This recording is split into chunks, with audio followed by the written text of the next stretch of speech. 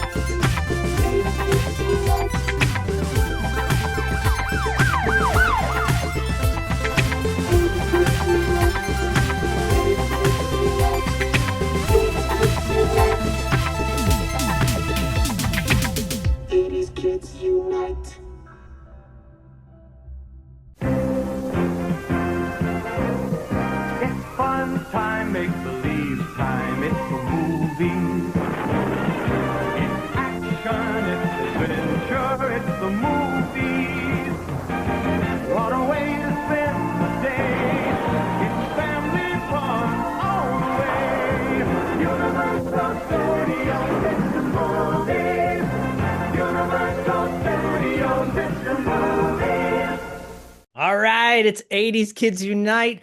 It's July. It's the summertime. It's Bodie's birthday month, and Bodie Shaffer is here. Hi. Along with Grace is back. Welcome back, Grace. Hi, good to be back. Thanks for having me. Oh, we're so happy to have you. And Wayne is back. Back, I think, for the second straight episode, right, Wayne? Yes, I can't believe it. I can't believe I passed. You guys, I don't know what happened. The ratings must have been okay. The officially day for Night Boy. Diallo is back. Group. Diallo, is so beautiful to see you in your purple and black Macho Man tee. Yeah, brother. Freak out, freak out. Look at all the other things he used to say. And Sleazy C, Corey is here. Corey, what's going on? What up? For those that don't know, we have a really good friend named Fern, and every time he would say hi to us, that's how he would introduce himself. What up? Fern unfortunately doesn't listen, so he'll never hear it. No, he doesn't. But little tease later on this summer, well, late summer, early fall, in September, Los Angeles Comic-Con and 80s Kids Unite will be doing a couple panels there. This is an exclusive announcement. Exclusive because I'm even finding out about it right now. Yeah, surprise! Do I need to book my tickets? Yeah, book your tickets. It's the end of September. More details to follow on all our, corresponding Instagrams. Grace will be there. Diallo, we're going to make him be there. Corey will be there. Bodie will be there. Hopefully Wayne can make it down from Florida. That's a little bit of a trek for Wayne, so we'll see if he can make it or not. Possibly, maybe virtually. Well, he's working on it. Behind the scenes, brother. Yeah. But guys, I thought today's topic, Universal Studios, was kind of perfect because when I think of summer, when I think of being a kid in the 80s or now, you think of what, Bodie? When you're in the summer, are you in school or are you on vacation? On vacation. So you're on vacation. It's the summertime. And oftentimes families take trips. Yep. Right? All over the country, all over the world. And Universal Studios in the 80s was a destination landmark. Yeah. For so many kids and families. And some of us might not have gone until way later on in our youth or adulthood, but oh my gosh, Universal Studios, it's pretty exciting. When you think of Universal Studios, what do you think of? I think of like rides and like I don't know, like fun like rides and areas to go. And you go to Universal Studios now, so what are some of the fun rides now that you like to go on? I like the Harry Potter ride a lot. I like the thrill of like flying. Whoa, so. cool. Yeah. What else at Universal Studios gets you excited? The Jurassic Park ride is really fun. Yeah. Yeah. Those are some really good ones for sure. But last night we watched some old footage of Universal Studios in the 80s. Yeah. When we were your age. Long time ago. A long time ago. And before if anyone's wondering, Bodhi turned 11 this month, the month we're recording. So that was actually the year I went to Universal Studios Oh, wow. with my brother. And Back in 1925. yes, well, it was and dust came out of my elbow when I bent it. Back in my day. Well, who was that, me or you? But I have a feeling some of us actually went to Universal Studios often back in the day. But before we get into that, I just want to read a couple like fun facts about Universal Studios. Universal Studios was created way back when. The first studio tour was actually 1941. No, sorry, 1914.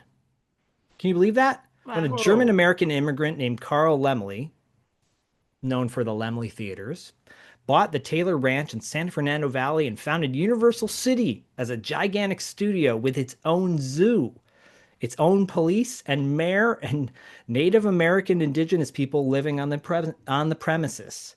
On March 14th, 1915, Laemmle opened Universal Studios in a 2-day grand opening event with 10,000 attendees. He later invited the general public to see all the action for the admission fee of just 5 cents, which also included a box lunch with chicken. Good Lord. There's also a chance to buy fresh produce, and because it was a working farm. This tour was discontinued in 1930 due to the advent of sound films and stages not being sufficiently soundproofed. So, obviously, things have changed. It's made a lot of modifications since 1914. But one thing that has been somewhat consistent over the few decades have been the backlot fires, which have unfortunately destroyed a lot of the fun things that we loved about Universal Studios Hollywood. There's actually been, let's see, at least four fires dating back to 1932. Wow. And the latest one was 2008. Oh yeah, we're looking at like 6 fires now. I was about to say, wasn't there one the last? Yeah, I remember the last one actually. Yeah, Diallo. The last one was in 2008. It destroyed the King Kong attraction. Yeah. Which we'll talk a little bit about today. And but was the rebirth of the King Kong experience with Peter Jackson's help, right? Do you like that ride? Yeah, you definitely feel like you're in it. Yeah, it's crazy. Have out of the 6 of us, besides Bodhi and myself, so four, Corey, have you ever been to Universal Studios like Hollywood? Not Hollywood. Well, I've been there, kind of walked around, didn't do much because I went with some friends or whatever, and this was like, within the last 10 years. But I have been to Universal Studios Japan, and I have been to the East Coast one, and I went as a kid, so I'll be talking about those experiences. But honestly, I've never ridden on, and I never saw the King Kong thing at Hollywood, at Universal Hollywood. Diallo, you have though, right? You've been on that ride. Yeah, I think. I'm pretty sure. Yeah. And it's a 4K experience, right? I haven't been on the new one. But yeah, the old one for sure. The one that was destroyed like 3 times. Yeah. Yeah, the one that was destroyed. I remember being on it at least once. Yeah. Okay, so and Wayne, you live out in Florida, and we will talk about Universal Studios Florida for you and Corey because you don't hold it against me. We both. Have you ever made it out to Universal Studios in Hollywood? No, my first experience with Universal Studios Hollywood was the season 6 Different Strokes episode, Hooray for Hollywood. And Nice. that was literally when I was a kid and I saw Arnold and Dudley tour Universal Studios and literally just go through the Jaws attraction that was there and then meet David Hasselhoff and Kit. Like that was, as a kid watching that, I was like, I've got to get to Hollywood and see David Hasselhoff and Kit and Jaws. That was my first Universal Studios experience, but all of it has been here in Florida and kind of, going not since day one, but since year one, and all throughout in different incarnations as it exists today. Wow. I mean, you've never seen Different Strokes, have you, Bodhi? No. Okay. Well, Diallo can sing you the theme song whenever you Now want. the world don't move to the beat of just one drum. What might be right for you may not be right for some. The man is born. I'll stop. Well, no, because we got like an echo thing going on. It's amazing. Grace, you probably watch Different Strokes quite a bit back in the day, but I'm thinking you're probably the OG Universal Studios person of the group, right? Yeah, I mean, born and raised here in LA, so yeah, I've seen all iterations of Mr. King Kong, from the old school to the new. And gosh, yeah, I forget that the old school King Kong is no longer there. But I remember, after I was no longer a kid and still going on the tram ride and seeing King Kong, and then like turning around and seeing him, as we leave the space, and just seeing him kind of sway back and forth. And it looks like he's wearing like a big black skirt. I'm just like, he's not so scary after all. Look at him. And then at the end, there was like a photo op where you could like climb into his hand, where he's like kind of like this, and you Cool. just like climb right in there and you take a photo with him. And I have that somewhere. I've got to dig it out, but from like probably like 88 or something like that, 88, 89. I've got a photo of me in his hand for that photo op. But yeah, I miss old school King Kong. I remember it scared the shit out of me as a kid because he's like rattling, he's like rattling the tram, and like shit's going haywire, and like electrical things are falling down. I'm just like, oh my God, we're gonna die. It was amazing. Is he throwing his own feces at you too, like monkeys often do? I don't think happened, thankfully. That would be a whole other experience. Yeah, that would be way scarier. That would be. It is funny though, like growing up on the East Coast, and never having been out to the West Coast for Universal growing up as a kid to see the King Kong thing.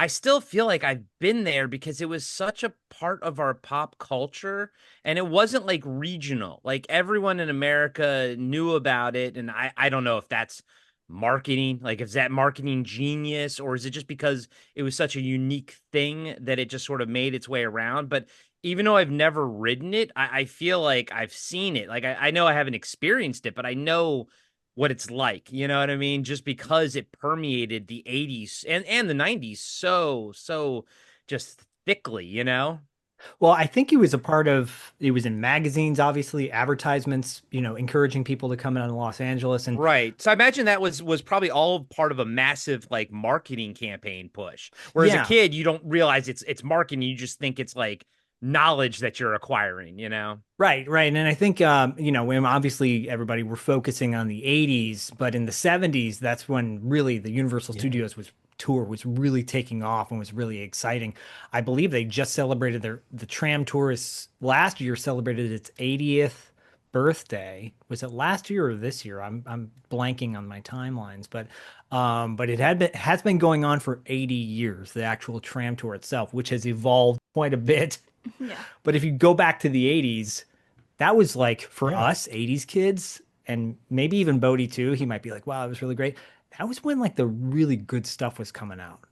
Well, it's funny because it was all over TV and pop culture. I think probably because that was probably some of the first synergy going on between companies and Universal companies, because it was all over television. When I started looking up, because I distinctly remember the Different Strokes episode, and then I remember there was an episode of the A-Team that they were on the lot.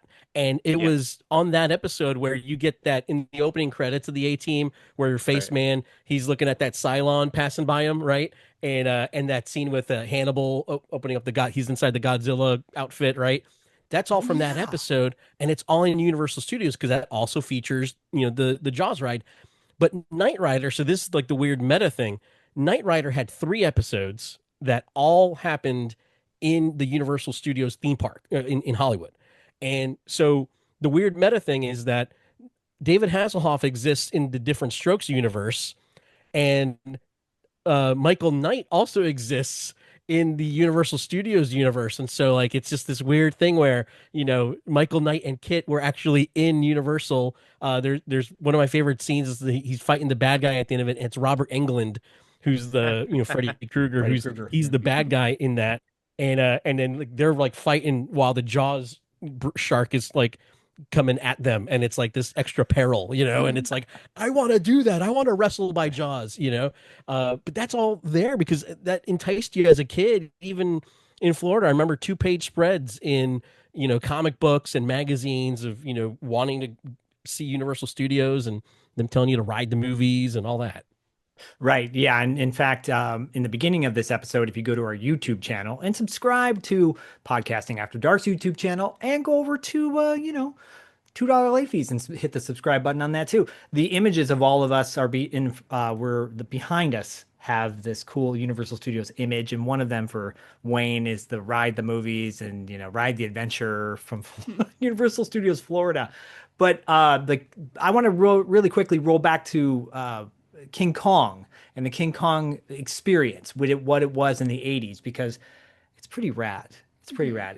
The tram, when it's on the tram ride, right? And you would go into this warehouse, and it was supposed to be 1976 New York, where King Kong is on the loose and grabs and shakes the tram, which eventually escapes his grasp and gets out of the city safely. Okay. The King Kong itself was 7 tons and 30 feet tall, and it was the largest, most complex animatronic figure in existence. Wow. That's pretty That's crazy. crazy. Right? This broke new ground and paved the way for all the other eventual attractions. This King Kong experience was featured in the movie The Wizard with Fred Savage. Yes. So if you've never seen The Wizard with Fred Savage, you're not missing much, right, Bodie? Yeah. See, it's funny because not having ridden it, I didn't realize it was based on the Jeff Bridges 1976 version and not the original 1933 version. Yes, Jeff Bridges, and I believe Was it Jessica Lange? Oh, Jessica Lange, yep, yes. yep. Jessica Lange. And you know who was in the sequel? And Charles Grodin was in it too, by the way. Charles Grodin was in it, but in the sequel to King Kong, it was Kong Lives. I believe Linda Hamilton is in that one. Yeah, I love that's the wow. one I actually watched a ton as a kid, was Kong Lives. Well, if you guys have all listened to previous episodes of 80s Kids Unite or Podcasting After Dark or whatever, we know why, Corey. So did the King Kong animatronic pave the way for the Donald Trump one in Disneyland? Yes. I believe so. Yes. They both have banana Yeah. breath. They have a Hall of Presidents at Disneyland.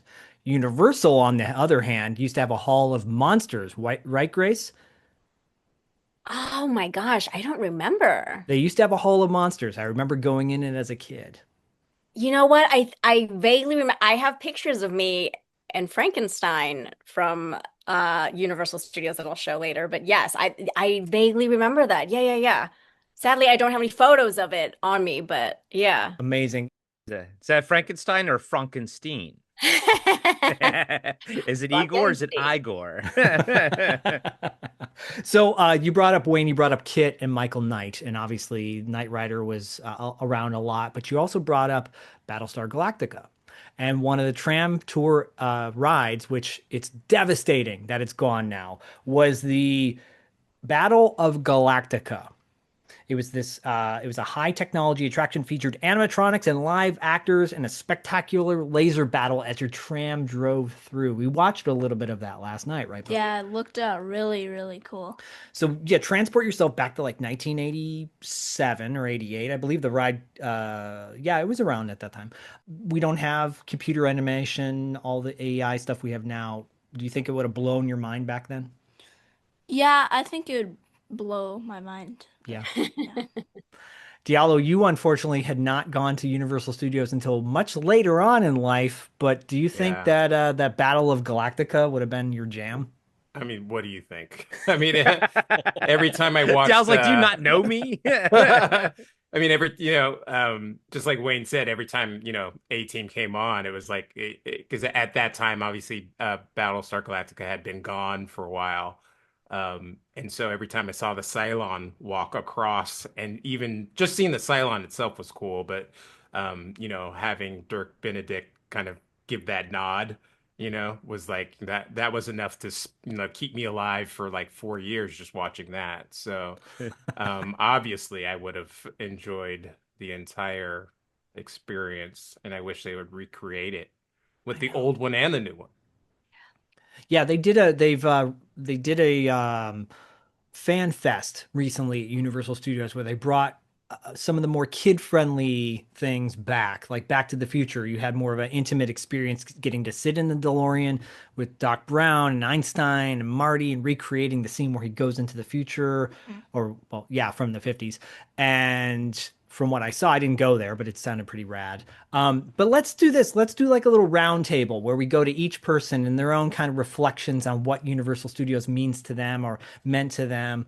Grace, let's go to you first because I think, like I said at the onset, you are probably the wealth of knowledge when it comes to Universal Studios Hollywood. Share your memories and fondness of the theme park. Well, I don't know about a wealth of knowledge, but I definitely have a wealth of memories. There you go. My dad took me to Universal Studios quite often as a kid. I think there was like the SoCal resident discount, going on, and so many memories. I have some pictures of baby Grace with Frankenstein. I'm on the tram, and let me tell you, he scared the crap out of me. It's creepy. Oh my God. Yeah, He that would like scare me too. came straight up to my face and I'm like scared grabbed now. it and was like touching my face, and I'm just like, I look very like calm, but I'm like secretly like peeing my pants because I'm just like, oh my God. So yeah, and then as I grew a little older, there's me and my mom and my little sister with Frankenstein on the lot. So grew a That's so little great. older. I'm like, okay, I know the jig. The jig's up. You're not a real monster. But yeah, I have a lot of fun memories. And then oh my gosh, I have one of people would dress up as characters and kind of roam around the park. There was Beetlejuice and there was like, old school actors like Lucille Ball. Here's me in 1992 with Miss Lucille Ball, if you can see. This Oh is wow. yeah, at Universal Studios, and this is like a really good Lucille Ball, like as an actress, like just pretending to be her. Who's on your t-shirt, by So the way? Is that James Dean. James Dean? Okay. Wow. I That's went through a amazing. huge James Dean phase as a teen, but and of course my shirt. I mean, can we talk about the Miami Vice Oh yeah. extravaganza? Is after Miami Vice it was like Waterworld. I don't. What is it now? Does anyone know what it It's is now? currently Waterworld. It's Yeah. still Yeah. Waterworld. Waterworld. Okay, so yeah, this Miami Vice shirt is from Universal Studios from 1984. It's like old Amazing. school. I have like a button of Miami Vice, Universal Studios, Miami Vice button. And as a kid, it was just freaking awesome. You see like these cool guys with their sunglasses and their suits, like dressed up and shooting bad guys, and there's like a yacht, zipping by in the water, and you're just like, wow, explosions, and like what a show it was. What a time. After you've gotten all fired up by Conan's 18th Dragon, and fired an incredible photon phaser, and roared at the colossal size and strength of King Kong, He's huge. you're in for another real blast with the Miami Vice Action Spectacular. All right. The Miami Vice Action Spectacular, exploding live at the Universal Studios Tour. How was it? Dynamite, pal. And it's great because it's referenced in the new Fall Guy movie because he used to it's in the movie, like he used to work on the Miami Vice stunt show at Universal. That's right. Well, he would have had to have been like 10. Yeah, Right. Yeah, exactly. They did during the Actually, Fall Guy 5. promotion, they did have a Fall Guy. They did a Fall Guy show. They were testing it, I believe, to replace Waterworld, but it still hasn't replaced Waterworld, which has been going Nothing, strong nothing since. can replace Waterworld. No, Nothing. been going strong I since can't believe 1995. Waterworld is still kicking. Yeah, we're gonna get to that in a minute, but Wait, I have a news flash. I'm You got- sorry. I just texted my mom and dad because I was like, did we ever go there as kids? And my dad says, I think we did. Mom may know. I remember being there way back. So if I did go, I was like really, really young. So I've been there, but I don't remember. we're gonna put you down as you have been there. Yeah, let's do Yeah. that. Grace, Sorry you to have all the interrupt. no, it's all good. Grace, you have all the sweet merch though, and Miami Vice was the motivation for me to want to go to Universal Studios back in the day. And obviously, they didn't shoot the show there, but there was I have a postcard somewhere. I have to dig it up, but it's Crockett sitting at a bar, like smoking a cigarette, and I was convinced it was a photograph taken at Universal Studios. So I carried this around with me wherever I went, and kids are like, you didn't go to Universal Studios, because that's the thing in the 80s. They always like it was always about like claiming you didn't do something, like, oh yeah, well show me. So And they anyways, all talked like that too. they did. They literally talk like that. Every kid Yeah, in we elementary all school. did. Yeah. And so I'm like, yeah, I did. Look, this is a photograph of Crockett at Universal Studios, Don Johnson. And they're like, that's a postcard. I feel bad for you as Thanks. a kid. Oh, Sorry, so do all the listeners. He's my support animal. Hey, it's what made him who he is today. It's true. It's true. Grace, you have some great stuff there, but your favorite, did you have a favorite ride at Universal Studios oh my back in the day? gosh. Well, I mean, RIP the Back to the Future ride. I miss that thing every single day. It's now the Simpsons ride, Yes. but that might be going away soon too. I have one For- last picture to show you all. It's on my phone, sadly. I couldn't find the original, but this is me and my sister in front of the DeLorean at Universal Studios. This is probably like 87, something like that. Yeah, makes sense. Yep.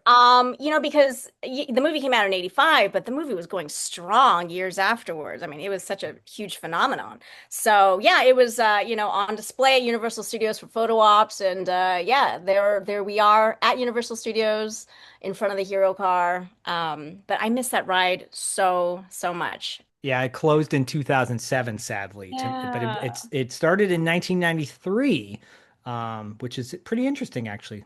I wish I could go on that ride. I feel like that would be like one of the rides I would want to go on. Oh yeah, you You would would love have loved that. It featured like the actual actors from the movie too, right? Biff Tannen and Doc Brown, I think. Doc Brown. It's basically Back to the Future 4. Yeah, and you would get to be Marty. How cool would that be? That'd be interesting. If only we could go back in time. Gotta go back in time. Sorry. Corey, how about you? What are some, now you did not go to Universal Studios in Hollywood, but you went to the Florida one. And Yeah. really quickly, side note, there was a Beetlejuice Rock and Roll Graveyard review. It only lasted for about 8 years, so I'm sure Grace went to that as well. It got replaced by Spider-Man Rocks, apparently. last photo. Me and my little sister with Beetlejuice in the 90s at Universal Studios. Oh, that's I awesome. think it's the same actor that still plays Beetlejuice to this It's day. the same guy. You saw Beetlejuice, kind of freaked you out. Well, yeah, I was younger then. It's like, hey, you want to come over? Oh, what's going on? Yeah. All He's right. 11 now. He can handle anything. He can handle aliens, buddy. He can handle aliens. Get you with your aliens download. I know. I know. Corey, no aliens at Universal Studios Florida, but No, but they had the great movie ride or whatever. So Universal Studios started what, 1990? Wayne, was it 1990 with the Florida one? Yes, in 1990 is when they opened up, and then some of the rides worked and some didn't. So depending on when you went, is whether or not something was actually functioning. So in 1990, I would have been 12. I tried to get this information last night. I went with my typical 80s kids. Parents were divorced growing up. I lived with my mom, went to Disney World 1 year with her. She told me I think I was 10 years old for that.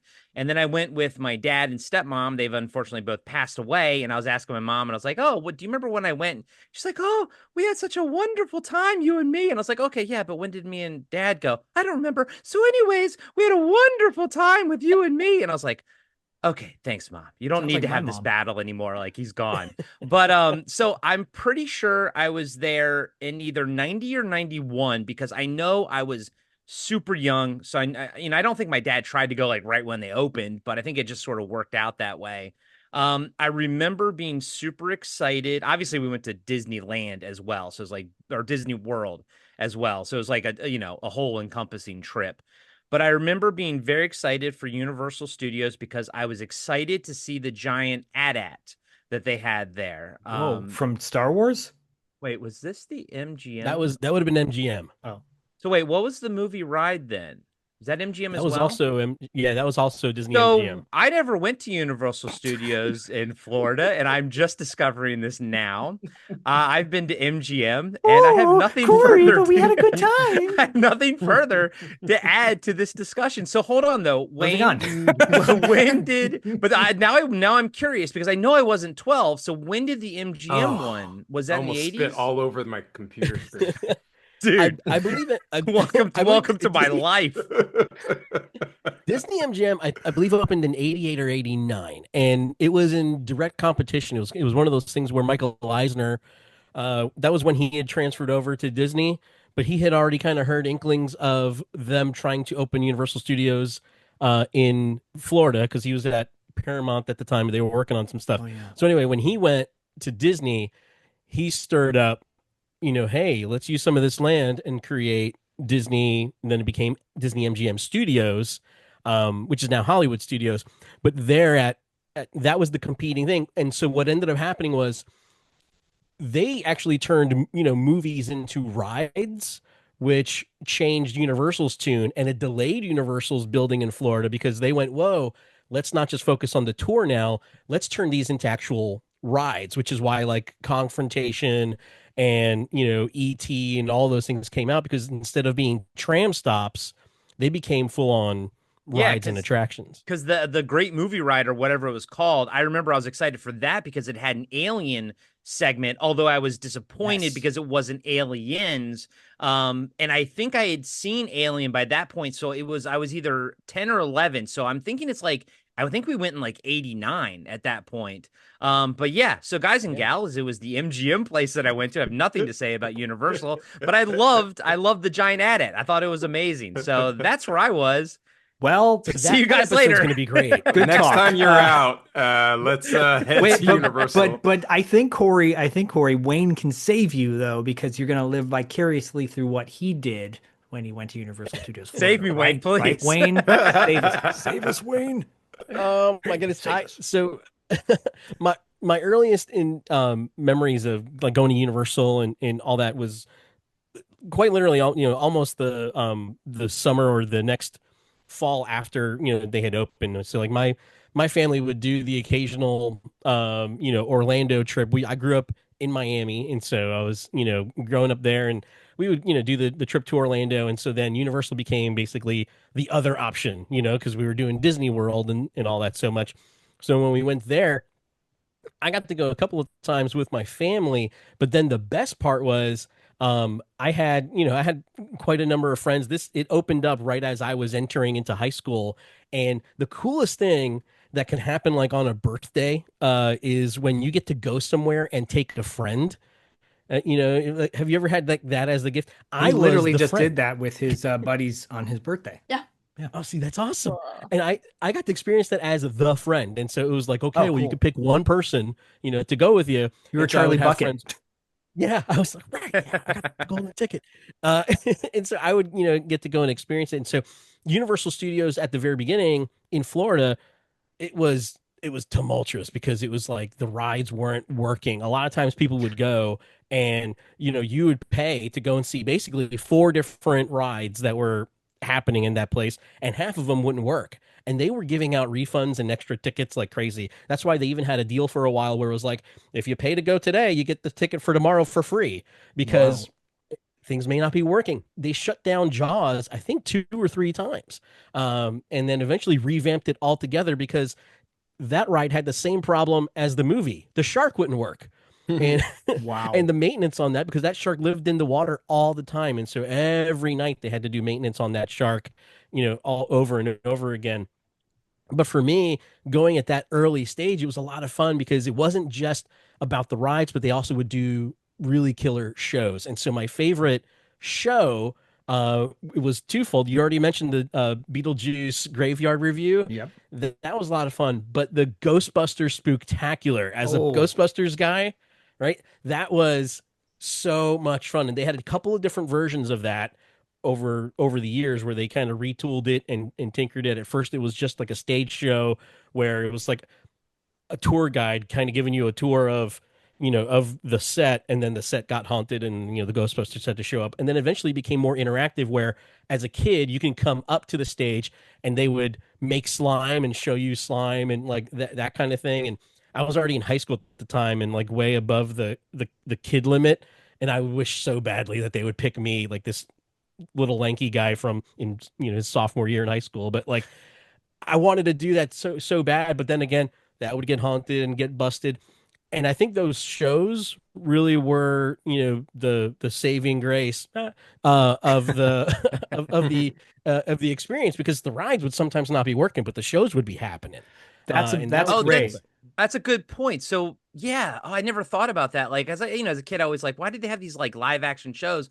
But it's an option to have it so that if the rides break down, you have something that's all just people doing things. That makes sense. I never put that together. I'll throw in a couple here in LA. And a little fun fact I learned one of the last times we went to Universal Studios, there was a stunt show and a like special effects show where you could be a part of the experience, right? And in Alfred Hitchcock did a commercial for it, which he apparently was very embarrassed about because he was like, I'm being a shill for Universal Studios. We watched that a little bit where he's falling, right?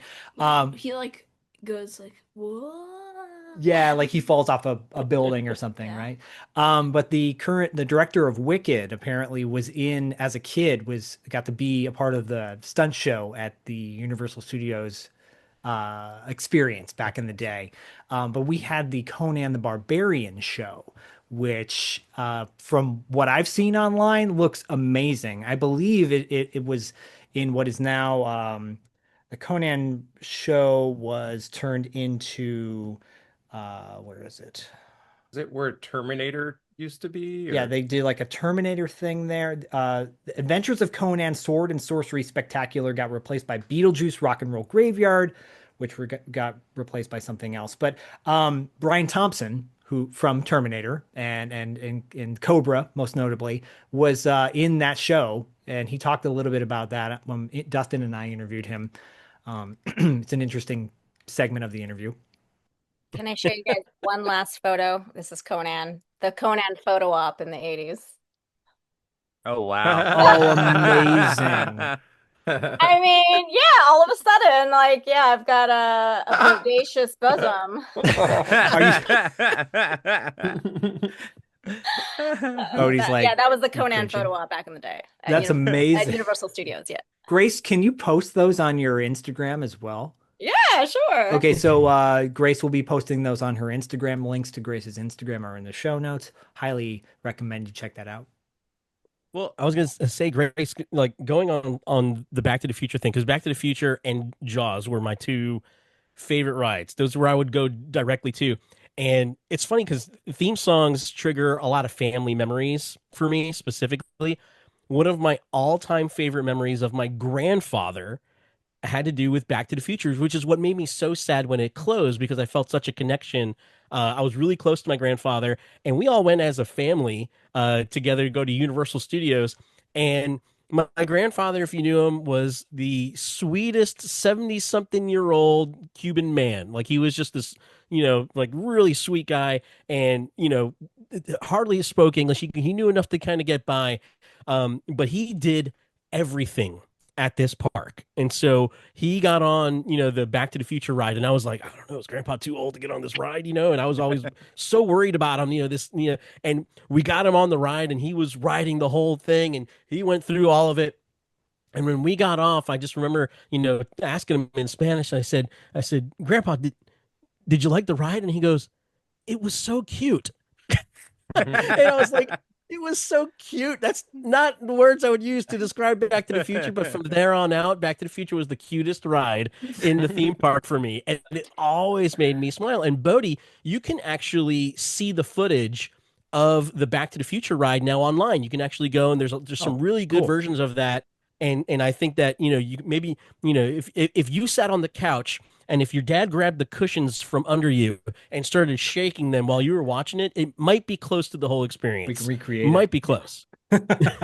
I mean, our dog Fozzie looks a little bit like Einstein, so that would count too. So Oh, perfect. There you go. But yeah, that was the thing for is like, Back to the Future had so many of those memories, and Jaws, when it worked, was a lot of fun, to be on, and a little bit different than it was in Hollywood, right? yeah. I actually want to bring it back to Corey and Diallo. We're going to get to you because I really want to talk Waterworld with you for a minute. But Corey, you went to the Japan Universal Studios, Yeah. right? And I've Yeah. I've seen footage of the Japan Jaws ride So experience. so I have experienced that. Myra and I went to Japan last year, and we went to Universal Studios Japan. We wanted to do the Super Mario Land, but we couldn't get into it. It was like sold out or whatever. But it was still awesome. We did a Jurassic Park flying like pterodactyl ride that was amazing. Cool. But yeah, I finally got to experience the Jaws ride, although I was pretty much figuring it wasn't going to be exactly the same as the one back in the day. But it was longer than I thought it was. And Jaws would do like they would pop up in different areas and stuff. And it was actually a lot of fun. I liked it. It did still have the big jump scare, but it didn't look like what my mind pictured. I'd seen so many, videos of from Hollywood and everything. But it was still cool. I really, really liked it.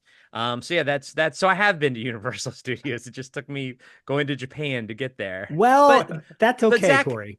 I am curious here, real quick. Diallo mentioned the Terminator ride. Where was the Aliens ride? Was that MGM, the one that had like Jeffrey Combs as like a colonial marine in the video and everything? Was that MGM? Was that Universal? I don't even know. And I'm sorry to put you guys on the spot for that. I didn't see there was never an aliens ride at in Florida. Okay. Um, I'll have to I'm look trying to into think. that. I'm sure someone's driving off the road right now, being Yeah, like, it was here, God damn it. I was there. That's what your voice in your head sounds like. Mine is Yes. Yeah, yeah, we know. but let's keep on the water tip. And Diallo, Bodie and I have gone to Universal Studios quite a bit, right, as a family. And whenever we go to the Water World ride, we always shoot some video footage and we send it to Uncle Diallo. And we're like, hey, Diallo's going to love this. He's going to love this. But Diallo, you have experienced the Water World ride in person, right? Or the show, right? Yeah, I think I've been 3 times, and every time, at least during the day, I've gone to the Water World show. What does Water World mean to you? I it's movie magic is what it is. Why? Tell us. I don't know. I saw it back in '95 when it came out, and I just loved it. I love it today. I love, I love the ocean, so that might be like a lot why. I just was about to move to Hawaii, and I knew that they filmed it there. So I don't know, just everything about it. It's like a throwback. It's like swashbuckling. Um, it's a little ridiculous. I actually love the storytelling in it. I think it gets there's a stigma because at the time it quote unquote bombed, but it's more than enough of its money back. But I also feel like, it's you know Mad Max or Road Warrior like in water, and so people like held that against it. But we see that all the time in other stuff. People, Fast and the Furious is a knockoff of Point Break, so it's like just take it for what it is, sometimes. Yeah, So and Fast and the Furious is obviously a big hub now at Universal Studios, but yeah, that ride has been there, I believe, since 1995. And the fact that it's still going strong is a yeah, testament to how fun that show is. yeah. And like so I grew, growing up the Bay Area, uh, we used to go to Great America quite often, and I remember there were like, um, in Marine World also, they were like animal stunt shows kind of, and Yes.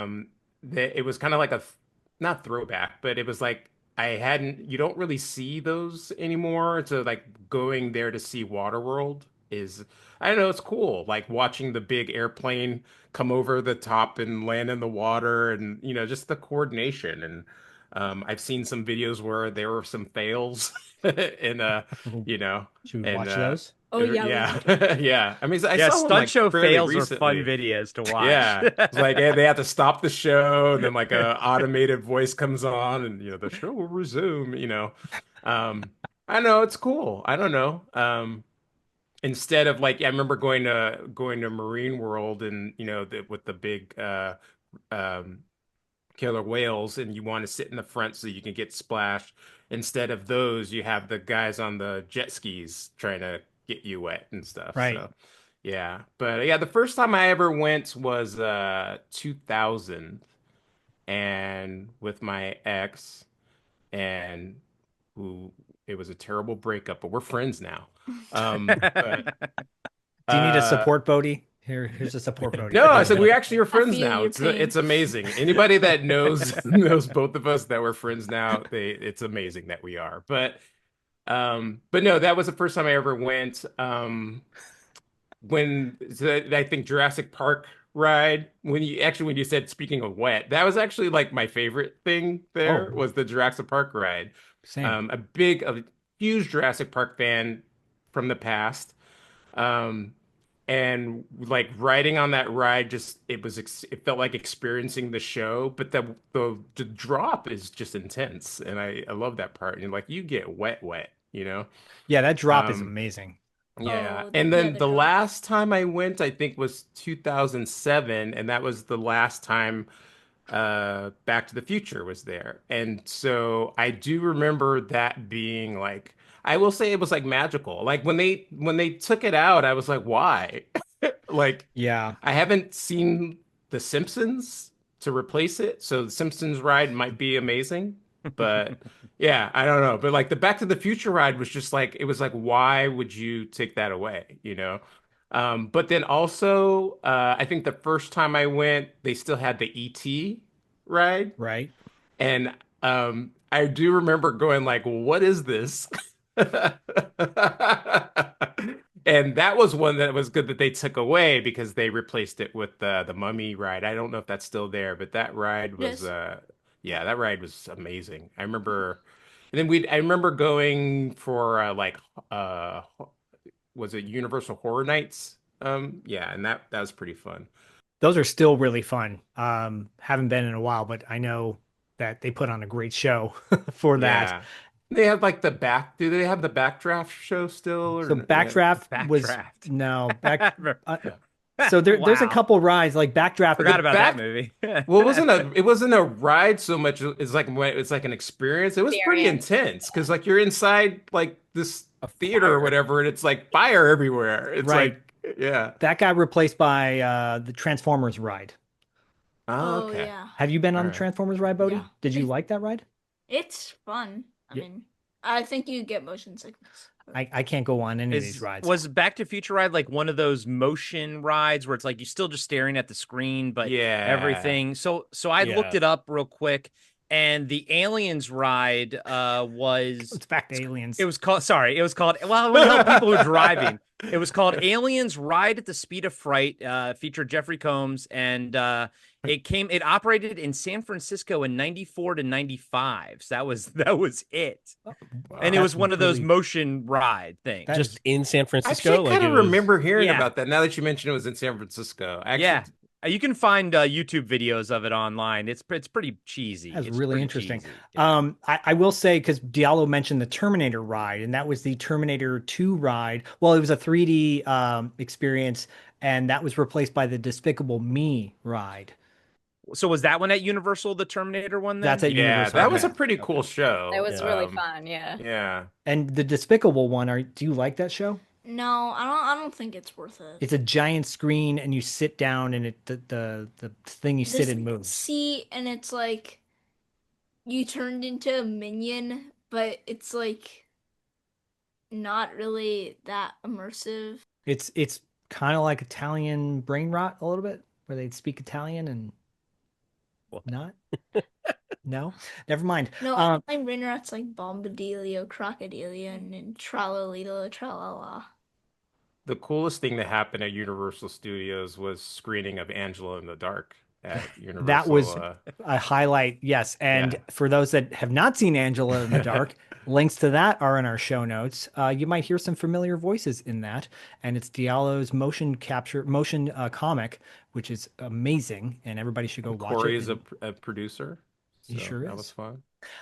This is in the vein of science fiction, located inside the Panasonic Theater, which I believe is gone now.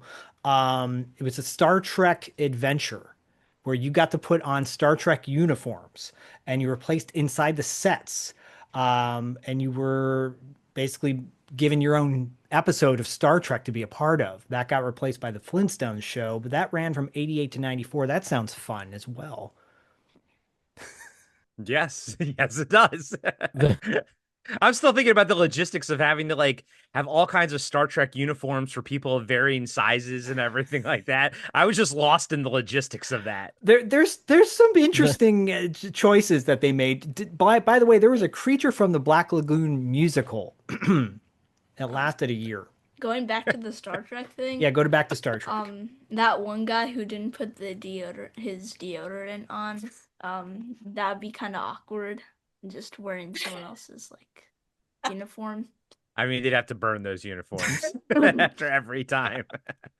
Diallo's face says it all because he looks frozen right now, and that's no. I'm sorry. It's the creative mind in me. You said something way earlier. I'm not going to tell anybody. I'll tell you guys offline. But it sparked a story idea, and so I'm way in my head, and I'm like, this could be amazing. So anyway, it was like a beautiful mind. Did you see all that stuff just come up? And it was just like... I was like trying to jot notes down so I can remember like stuff. So yeah. I think that's actually a good way to start to slowly wrap up. And I also want to go around quickly and go back to Grace. Grace, you're obviously wearing a really rad Miami Vice t-shirt based on the ride. The merch it just doesn't have the same impact that the merch back then did, right? But if you could go back in time, was there something you always wanted to buy from Universal Studios Hollywood that you're like, you never got? Oh, wow. That's a great question. Thinking about it, I mean, there was so much great E.T., Knight Rider, Back to the Future, Miami Vice. I mean, dang it, I'd go back and I'd buy it all. I mean, Jaws. Yeah, so much great merch. I mean, even just like a shirt, from the 80s from Universal Studios is worth a lot on eBay right now. So I'd buy it all. Just, yeah, let's get back into that time machine and have like a portal just to go shopping.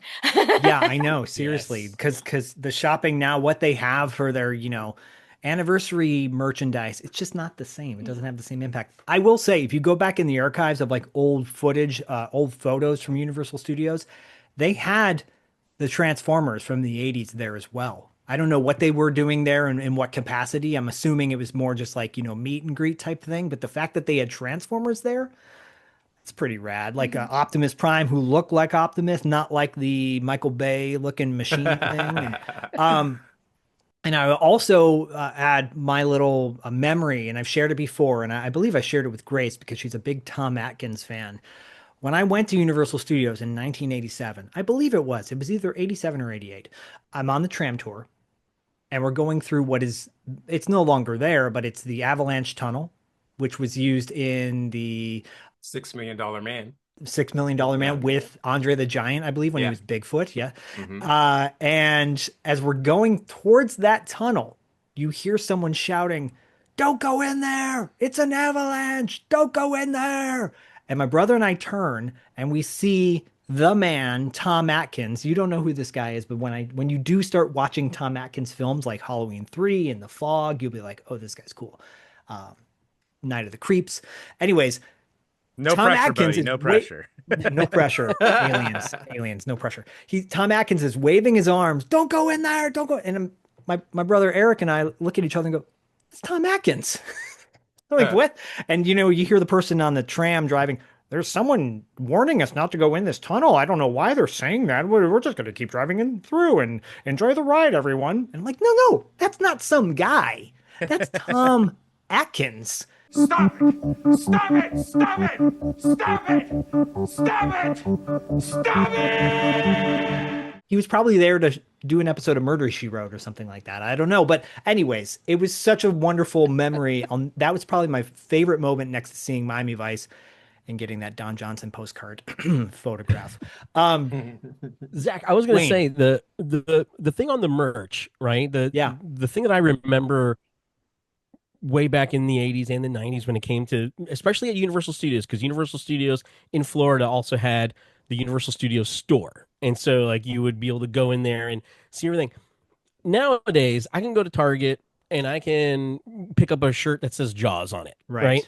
Back in nowadays, I can go to any other store, name brand or whatever, and I can get some kind of logo tee of my favorite property. Right. But you didn't really have that back then. Unless you were Star Wars or something, you didn't have the opportunity to just go anywhere. And so when you were a kid showing up at Universal Studios and here you have Ghostbusters logo tees, Goonies logo tees, and all these things from all of the properties and Universal also had licenses from other studios, that they were able to have. You just like what Grace said, I wanted everything. Because I couldn't just, pick, just one, although I never got the Jaws hat with the bite out of it because my dad was like, what is that, half price? Good man. Well, that's actually why I stepped away, and I apologize for doing that, because I remembered that I actually bought some things from Universal when I went in 2000, and I still have today. What do you have? Show us. So I have these coffee mugs, which I drink from every day. So here's my Justice League coffee mug. You can tell it's old school because it's got Kyle Rayner on it. Yeah. I think these were by, I think this is by Brian Stillfreeze, I think. And then, just plain old Superman, whatever. But this is one of my favorite ones. This is like the women of DC. Ooh. That looks Very like cool. Stillfreeze. Yeah. And those are Warner Brothers properties that you got at Universal Studios. Yeah, you can tell it's old because I got the little chips on it and everything. Yeah. But yeah, it's I just like what you were just saying, Wayne. Yeah, like I got them there because at that time I couldn't really get these. Now I probably could just go on Amazon and find one. Actually, I have a Marvel cup that like cracked, and I was like, just go on Amazon, just get a new one, whatever. Right. But like these are like precious because I always remember like I got these, back then. I'm surprised they still exist, But Yeah, that's the thing about the merch, that you can get. Wayne, you make a really good point. And Diallo, when you're there in the moment, you're like, oh, I got to buy this. Maybe you can get it on eBay or a knockoff version of it. But back in the day, like to have that thing that no one else could get was really special, right? Yeah. Is there anything that you wish you could go back in time to get? I mean, I don't think so. I think like You're not really a merch guy, are you? Yeah. Yeah. I'm only. It's more of like I'm more of like a souvenir guy, like tiny little things. So you were really big. Bodie was really big into the smashed pennies, with the logo of something on it, and that was always a really inexpensive option for families to get for their kids. I still have, and I have to dig it up somewhere, the Miami Vice smashed penny, and I believe I gave it to you. It's in your penny collection. Interesting. We're gonna have to do a awesome. follow-up on this. You'll have to show us. Corey got me a little Waterworld deal from Japan. He got me a couple. Those gacha capsules or whatever. When we were, I think they're from the Waterworld ride at Universal. I would imagine, but pretty sure. I found those at the little gacha capsule place, and when I saw those for Diallo, I was like, oh my god, there's actually Waterworld toys. I just readjusted my cabinet with all my figures, and I was like, oh, and I placed them gently, and I was like, oh, I remember when he gave me those. He's got Mariner. Where's the Mariner? Yeah, I don't have any, obviously, any Universal Studio merch, but I will say, when we went to MGM, I still have the thing that I got there, and I cherished it my entire childhood growing up. And it was a board game. It was called Battle for Hoth, and obviously it was Star Wars: Empire Strikes Back, and it was like 2 players, and it was a giant fold-out map, obviously like top-down, like of Hoth, and you could play the Rebels or you could play the Imperials. And, they had like cardboard cutouts of like the AT-ATs and the ATSTs and stuff like that. And I played that so much. growing up as an only child, living with my dad during the summer times, I learned how to play board games by myself because I was by myself all the time, and I could easily kind of play that one by myself, and I'm like, oh, when I'm the rebels, I'm pro rebel, and when I'm the empire, I'm pro empire. Might And need there was a no like support buddy. secret, like some games have like secret things that you have to do. So it worked out fine, and I still have that. Dude, it's here. It made it to LA, and then it made it to Oregon, and I still have the original box. My dog took a giant bite out of the box itself, Oh, but none of the contents were messed up. So like I still have it with the giant bite out of it. But I remember I got it at the MGM that summer with my dad and everything like that, and I cherished that board game my entire life. I've played it regularly my entire life. I have this vision of Corey being at MGM Studios and the rest of us all being at Universal Studios. And Corey's like, where is everybody? I thought we were all going to the theme park together. And no cell phones existed back then. I mean, you heard on air. I literally was like, wait a minute, that wasn't Universal Studios. I think That we was heard MGM. a cracking of the brain going on. As we wrap up, I mean, this literally could go on for hours, but what are everyone's favorite memories of Universal Studios, either in Florida or here in Hollywood, here in California, or MGM? Go ahead, throw it in there because Corey already unlocked that memory. Or Universal Japan, Bodhi has never obviously been to, can't go back in time to that era, but you have been to Universal Studios at least half a dozen times. Yeah. And every time we go, there's something we always find that stands out to us. Obviously, we didn't mention everything on the tour. Grace, we could have gone up and down on all the things that are still there versus not there anymore. We'll have to do a part 2. We might have to do a part 2, yeah. Or, we'll just invite us. Actually, in a couple months, 80s Kids Unite will be at Los Angeles Comic-Con. All of us, hopefully all of us will be there doing a couple different panels. Stay tuned for that. And if you see us there, you can continue the conversation about Universal Studios and the love we have for, this all sparked from some content I was doing on $2 late fee. It was our love of LA. And a week from now, Grace and I will be joined with Maggie from Vidiots talking about favorite LA 80s movies. And this love of Los Angeles, because obviously right now, a lot of stuff going on in the world, but if we go back to the 80s, I mean, LA, there's a lot to love of LA then and now. And let's celebrate all these positive things. And let's celebrate Universal Studios. To your point, Wayne, rides breaking down. The last time we were there, a lot of rides were broken down and there was a lot of construction going on, but we still found a way to find some joy. They don't have the same shows. They used to have a stunt show with the animals there, which was really rad. But we did go to Waterworld, Diallo. We always make time. Every time we sit down, we say, Diallo would love this if we're here. So one of these days, we're going to go with Diallo and Corey and Wayne when he comes out here and Grace. We're all going to go to Universal Studios, rock the 80s merch, and, bring back a little bit of that love, that 80s nostalgia love. So links to everybody's podcast and Instagrams are in the show notes. YouTube channel. Oh, yeah. By the way, Bodhi, do you want to tell everybody you're working on your own YouTube channel? Yep. What is it? So, the YouTube channel is called Bedrock Pros. Bedrock Pros, okay. And I'm doing it with my cousin Tyler, and it's gonna be about Minecraft. So like, I would like at least 10 subscribers. Oh, I think you're gonna get more than that. When it's up and running, we'll put the links in the show notes. It may be up and running by the time this episode drops, so check the show notes for that. If not, go to our Instagrams and we will spread the word. Yeah. When Bedrock Pros launches, dude. Zach, you teed up everyone to have their final sort of memory or yeah. final Let's memory? go around and Flip City Podcast is Wayne's awesome podcast. Y'all should check it out. But Wayne, final little memories of Universal Studios. Thank you, Corey.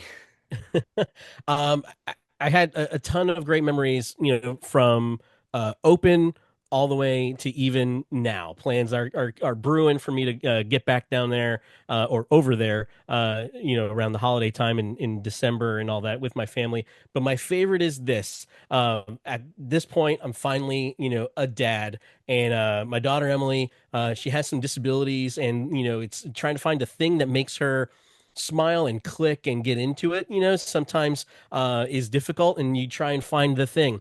Growing up, I always said, I can't stand Barney. I will never show my kid Barney. I will never, ever, I couldn't stand, this purple dinosaur. You always don't like the thing that you didn't grow up with, right? And so that was the thing for me. And it just so happened that this beautiful girl clicked with Barney. And much to my dismay, I started, watching it with her, and I'm like, oh, that's cool. My mom is a letter writer. She wrote the production company that puts out, the Barney tapes, and said, my granddaughter just loves, Barney, just want to let you know. That's all she did. They wrote us back, when Emmalee was, she's 14 now. So when she was a little kid, 3-4 years old, they wrote us back and said, oh, thanks so much. We're so glad that Emmalee likes it. Here's some tickets to Universal Studios, and we'd like for Emmalee to meet Barney. Whoa. And I was like, what? And that's what we did. We ended up going to Universal Studios specifically for my daughter to see the live show of Barney. This is like, going to go see Billy Joel live. This is like going to see Metallica live, right? Yeah. For a 4-year-old to see Barney in that time live. I mean, she was like, and we have a video on YouTube about that. I'll send you the link, Zach, so that you could share it with others. Yeah, please. And she was loving it, and then she got a private meet and greet with Barney and Baby Bop and all these people. And here's this dad that said, "Never, Barney." Boo, crying, hugging this purple dinosaur, going, "You're the best, man." And so for me, Universal always brings me back to family memories that I just click with forever. And so Barney's not there anymore, so it's also a retro memory. But that's just the thing for me, is it always makes me think of, whether it's my grandfather or my daughter, family coming together. That's really that should special. be the plot of the Barney movie remake, actually. Yes.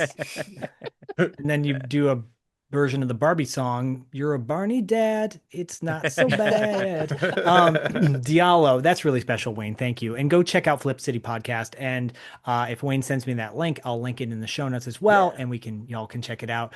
Diallo, final thoughts about Universal Studios? For me, since I went in my adult years, I mean, I was almost 30 by the time I went. It was for me, it was interesting seeing the sets. It was the tour for me, and it was like the casual things I saw, not like, it wasn't the attraction parts of the tour, but the tunnel with $6 Million Man was, because that's like a core memory of mine. And I think it also was in like Buck Rogers, and it might have been, it's been in quite a few different things, but it was seeing like the set of like recognizing a set from Quantum Leap. My most favorite was seeing the set of the Street of Desperate Housewives. That was like peak, peak. Which also I think was the outside set for Leave It to Beaver, I think. Yes. That was also the set for the outside set for The Burbs as well. I believe it was that street as well. Yes. Okay. Yeah, I've never watched that, but yeah, that was, and also like going by the offices and seeing parking spots too. I remember seeing like I think I saw like Quentin Tarantino or somebody, like, oh, I recognize that name, for the little bungalows behind. That's awesome. Those were like the coolest moments for me. And I went to one seminar there for screenwriting. Nice. That was another cool memory. But other than that, I don't have I don't have any like deep 80s memories of it. But and getting to show your film Angela in the Dark at Universal City Walk is very special. That is too, true. So. That is true. It's very special. That was a core memory. Yeah. I'll take it. Yeah. Corey, no core memories of Hollywood, but your final thoughts. Yeah. And do not bring up MGM Studios Universal or Aliens in San Francisco. Yeah, exactly. Yeah, honestly, I still remember the giant AT-AT. It wasn't life size, but it was damn near life size when you're like 10 or 11 years old. Yeah. And it was amazing at MGM. But I told you not to bring that up. But I gotta say, my core memory for that would be my dad the whole trip when we were at Walt Disney World and MGM. He had one of those giant VHS camcorders. I mean, guys and gals, it was freaking huge. If you grew up in the 80s, you know what I'm talking about. And he took that thing with him everywhere on all the rides. I mean, I don't know where those VHS tapes are now. I think my stepsister has them. I'm not sure. I don't Oh, really you talk gotta to her. find So those. That's Yeah. gold. I would love to. Honestly, I would love to, and then digitize them or whatever. But I mean, I think he recorded almost damn near everything. And I just remember the big smile on his face, walking around with that giant cumbersome camcorder, and I'm just glad I never had to like hold it or anything like that. But he used it on the movie ride and everything like that, video. And nowadays, I don't think they let you videotape, the rides and stuff. Not But like that. back then there's like, sure, take that giant, No, what requires two hands, but take it. We don't care. It's all good. So that's kind of one of my biggest memories of that, just that whole time of That's when amazing. I didn't go to Universal Studios.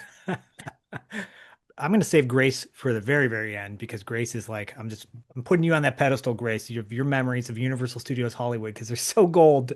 I found a video game tournament in the late 80s for Universal Studios. I'll drop the commercial for that in here. Think you're hot at Nintendo? I'm the best. Pretty fast hands. Ready to prove it? Read my lips. You can enter the Nintendo Challenge at Universal Studios Hollywood and see if you're as good as you think. Wipe out. If you're the best in your age group that day, you'll win the grand prize, a Nintendo action set and a $100 Toys R Us gift certificate. Plus, all kids 3 to 11 get one of these free gifts, including hot new games like Super Mario Bros. 2. Nintendo comes to Universal Studios, so bring your best moves. And that coincided with what you were talking about, Bodie, with your Bedrock Pros YouTube channel, because I'm sure back in the 80s, video game tournaments were so special, right? Yeah. It's so cool to go to. But if there was one thing, and I'll bring it back, I started this in the episode as well. If there's one thing you could go back to, what would it be at Universal Studios? After all our discussions, let's wrap it up. What's one thing you would want to go back to? I mean, just now, how you said that video game tournament, Why I brought it up. I'd want to have a go at that. You want to have a go at that? Yeah, I think you'd be pretty darn good at it too. All right. And then my memories I already shared, so I'm not going to do any more of those. But Grace, wrap us up. What's your favorite? What final memories of Universal Studios Hollywood? I think thinking back, being a little kid, being at Universal Studios Hollywood all the time as a kid, just that sense of awe and wonder and magic. It's like I've always been a movie nerd, right? I grew up watching these amazing 80s films, and then to be like immersed in that as a little kid, you're just like, wow, this is incredible. Like I get to sit inside Kit and ask him a question. I get to see Jaws hanging there and then snapping at me as we ride by. Oh my gosh, there's the freaking Psycho house, like the actual one. To a little kid, it was just pure magic and wonder. And so it really just I remember the feeling very fondly. And I have all these wonderful photos as a memory too, but I just remember, being with family and all of us just having a blast and just that sense of magic. And yeah, it still is a magical place. We all have memories that we will treasure forever. That's awesome. Let's go. That's awesome. Bodie has a memory. Yeah, I think you sparked a memory in something you said. Yeah. What did you want to share? So, with the Psycho House, I remember it was my friend's birthday. It was my friend's Nova's birthday, and we're all doing the studio tour. And it's like, no, we should do it. It's so fun. So we drive by the Psycho House, and we see like the Psycho guy, and he has like this knife, and it looks pretty real. And he starts walking up to the tram and pulls out his knife, and it's like an inch away from like Noza's face, and I'm like, what? Did he strike it? Did he try to hit the tram with it? Yeah. Yeah, he did. Wow. He like came down right by her on the tram within inches. Yeah. And then we drove off and he had it up Yeah. because he was like putting something in his car, right? Yeah. Nova never did that again. And you're like, I cannot wait to go back on that tram ride again. Tram ride, hands down, favorite ride, favorite attraction at Universal for me nowadays. It still is, especially because I get to live vicariously through my son. But yeah, again, everybody go check the show notes for all our links. Let us know on our social medias, favorite memories. Let us know in the comments on YouTube what you thought of what this sparked, all these ideas and merch and rides and events and et cetera, and MGM Studios. Fine, go ahead. Thank you, everybody, for enjoying this episode of 80s Kids Unite. Thank you to all the night people, Grace, Wayne, Diallo, Corey, myself, and of course, Bodie. Bedrock Pros, check it out.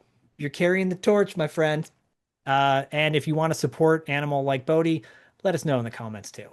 We'll get you. All right. Until next time, love y'all and take care. Bye. Bye. 80s Kids Unite is brought to you by Hungry Hungry Hippos, the loudest tabletop game in history. And by Nickelback, Zak's favorite band. If you'd like to suggest topics for this show, go to the Patreon of either $2 late fee or Podcasting After Dark, or both. All links are in the show notes. We love you. Oh, listen, I just wanted to say goodbye and remind you that the good guys always win, even in the 80s.